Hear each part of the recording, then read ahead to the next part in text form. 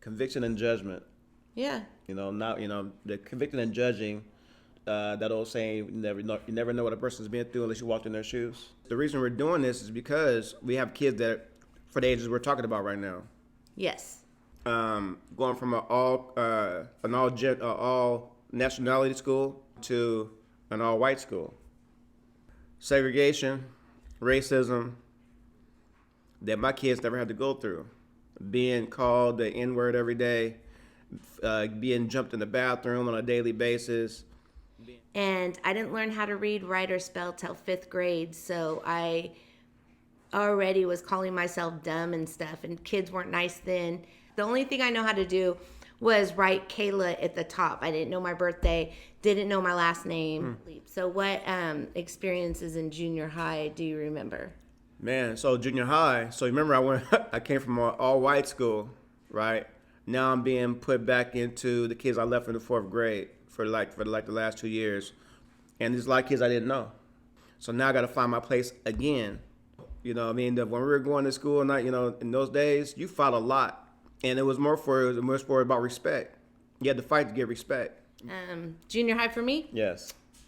I learned at a very young age that I was done people controlling my actions because I did not have any authority when I was at home. When I was at home, I had to submit to whatever was happening. But when I left my home, it was on. I was like, I'm done. I was still struggling in school, but nobody had the mouth to tell me anything. High school. Right. You think you found your place? High school is a totally different beast. Totally different beast. Especially when you're going in ninth grade. Yeah. I wonder if they still pick on kids. The seniors and the juniors and the sophomores, they had this thing with ninth graders called chess. So if you're walking down the hallway and all of a sudden you just like full right into the chest. Eighth grade year, my parents moved to Fort Jones, which is in the valley. A whole bunch of people that, make a honest living that is a lot different from being raised in Sacramento. A lot different. When I went up there and I went into class, everybody thought I was a slut. Okay. Because I wore makeup, I wore tight clothes.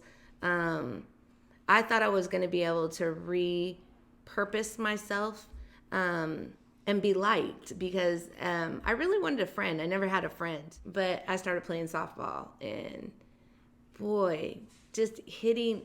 I was the only one that could hit it so far that it would roll down Etna's Hill. I was like, yes. Gangs really started being popular in high school.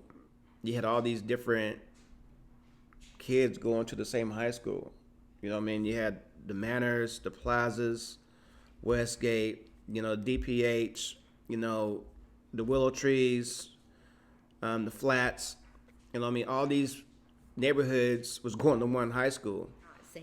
We are just talking about high school and what Right. our takeaway was. Yeah. There's definitely, if my kids was to ask me, honestly about my childhood, I would tell them,